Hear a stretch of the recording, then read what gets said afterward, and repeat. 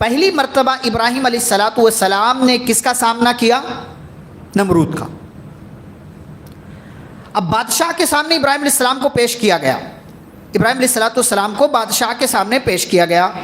ابراہیم علیہ السلام بادشاہ کے سامنے پہنچے تو بادشاہ نے پوچھا بھائی سنا تم کسی اور کو اپنا معبود کہتے ہو، کوئی اور تمہارا رب ہے؟ کہا ہاں۔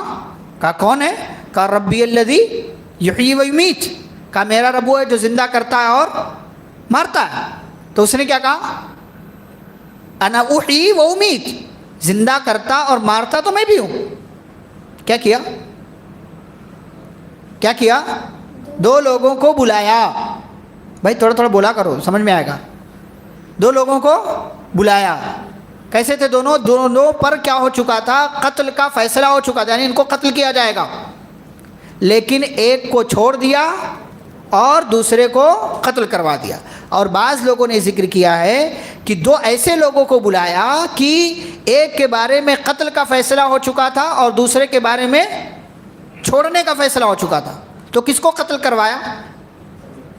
جس کو چھوڑنے والے تھے اس کو قتل کروا دیا، جس کو قتل کرنے والے تھے اس کو چھوڑ دیا۔ کہا دیکھو تھوڑی دیر پہلے کیا ہونے والا تھا، اس کے قتل کا فیصلہ ہوا تھا، میں نے اس کو چھوڑ دیا، اور اس کے چھوڑنے کا فیصلہ ہوا تھا، اس کو قتل کروا دیا۔ تو زندگی موت تو میرے ہاتھ میں بھی ہے، مطلب اس کا دماغ کتنا چل رہا دیکھو۔ لیکن ابراہیم علیہ السلام ایک اسٹیپ، ایک قدم آگے بڑھ کر کے انہوں نے اگلی دلیل رکھی، حالانکہ یہ سب سے بڑی دلیل ہے۔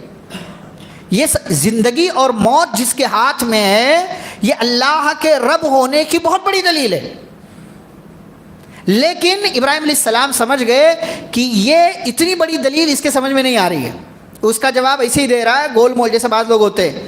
تو بعض مرتبہ کسی کو سمجھانے کے لیے نا کوئی دنیاوی چیز یا کسی چھوٹی چیز کا سہارا لیا جاتا ہے،